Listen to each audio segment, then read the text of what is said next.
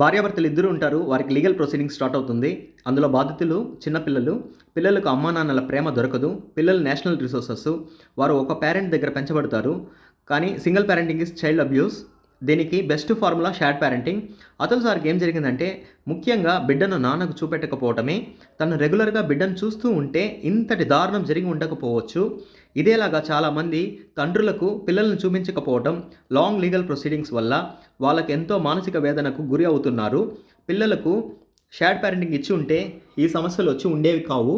Shared parenting అన్నది child access and custody గైడ్లైన్స్ని Mumbai high court ఆమోదించింది. దీన్ని అన్ని కోర్టుల్లో ఇంప్లిమెంట్ చేసి ఉంటే ఏ సమస్యలు వచ్చేవి కావు. చాలా తక్కువ సమయం మాత్రమే పిల్లలకు తండ్రికి విజిటేషన్లో చూపిస్తున్నారు. తండ్రి దగ్గర ఉన్న బిడ్డ తల్లి దగ్గరికి రాదు, తల్లి దగ్గర ఉన్న బిడ్డ తండ్రి దగ్గరికి రాదు. ఇలాంటి వాటిని ఆపాలంటే నో ఫాల్ట్ డైవర్స్ విదేశీ విధానాలు అమెరికాలో పాశ్చాత్య దేశాల్లో ఉన్నట్లు నో ఫాల్ట్ డైవర్స్ మొదటనే ఇచ్చేస్తారు. కానీ 15 రోజుల లోపలనే పేరెంటింగ్ ప్లాన్ని అమలు చేయాల్సి ఉంటుంది. ఆ పేరెంటింగ్ ప్లాన్లో అమ్మ దగ్గర పిల్లలు దీపావళి సెలవులకు ఉంటే తండ్రి దగ్గర క్రిస్మస్ సెలవులకు ఉండాలి. తల్లి దగ్గర సంక్రాంతి సెలవులకు ఉంటే తండ్రి దగ్గర వేసవి సెలవులకు ఉండాలి. అప్పుడు తల్లి తండ్రి ఇద్దరు కుటుంబాలను పిల్లలకి తెలిసి వస్తుంది. ఇరు కుటుంబాల ప్రేమ ఆప్యాయతలు పిల్లలకు తెలిసి వస్తుంది. పేరెంటల్ ఏలినేషన్ సిండ్రోమ్ని సుప్రీంకోర్టు చెప్పి ఉంది. పిల్లలకు షేర్డ్ పేరెంటింగ్ యాక్సెస్ ఇస్తే ఈ సమస్య ఉండదు. చైల్డ్ కేర్ సెంటర్ అనేది కోర్టులో ఉంటుంది.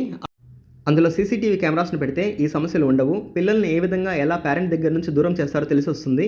అదేవిధంగా తప్పుడు కేసు వేసిన వాళ్ళను సెక్షన్ 340 సిఆర్పిసి పర్జరీ కేసు అనుమతించడం ద్వారా తప్పుడు కేసులు నిలవవు. చాలా తప్పుడు కేసులు మిస్యూజ్ చేయడం జరగదు. 49088 డీవీ కేసులు మిస్యూజ్ అవ్వవు. పిల్లలకు regular visitation, interim access, over night custody ఇవ్వడం ద్వారా అమ్మా నాన్నల దగ్గర ఇద్దరి ప్రేమ ఆప్యాయతలు పిల్లలకు అందుతుంది. చాలామంది ఇక్కడ ఉన్న వాళ్ళు అమ్మ దగ్గర నుంచి పిల్లల్ని వేరు చేయాలని అనుకోరు. పిల్లలకు అమ్మ నాన్న ఇద్దరూ ఉండాలని కోరుకుంటారు.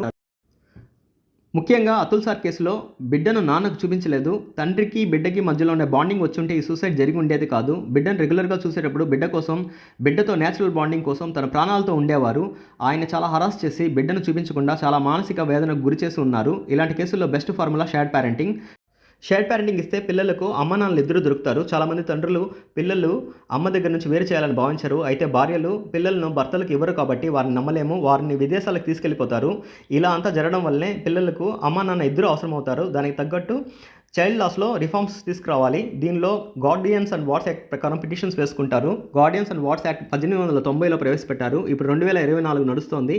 1890 నుంచి ఇప్పటి వరకు 2024 వరకు ఎలాంటి చట్ట సంస్కరణలు చేయలేదు. ఇన్నాళ్ళు ఎలాంటి రిఫార్మ్స్ చేయకపోవడం చాలా దారుణము. ఇప్పటికీ టెక్నాలజీ ప్రకారం ప్రతిరోజు పిల్లలతో వీడియో కాల్స్, ఫోన్ కాల్స్తో ప్రతిరోజు అనుమతించకపోవడం కూడా చాలా తప్పు. త్వరలోనే అన్ని ఫ్యామిలీ కోర్టుల్లోనూ, గార్డియన్స్ కోర్టుల్లోనూ షేర్డ్ పేరెంటింగ్ ఇంప్లిమెంట్ చేయడం చాలా ముఖ్యము. అలాగే డబ్బుల కోసం, కటింగ్ ఆఫ్ ద మనీ కోసం పిల్లలను ఒక పేరెంట్ నుంచి వేరు చేస్తున్నారు. పిల్లలు తండ్రిని కలుసుకున్నారంటే కేసు నిలబడదని, అందువల్ల చాలామందికి డబ్బులు ఇందులో నుంచి రాదని బిడ్డను నాన్నను చూపించకుండా చేస్తున్నారు. మన అతుల్ సార్ కేసులో కూడా ఇదిలా జరిగింది. డబ్బు కోసమే అంత జరిగింది. దీన్ని నిర్మూలించాలి.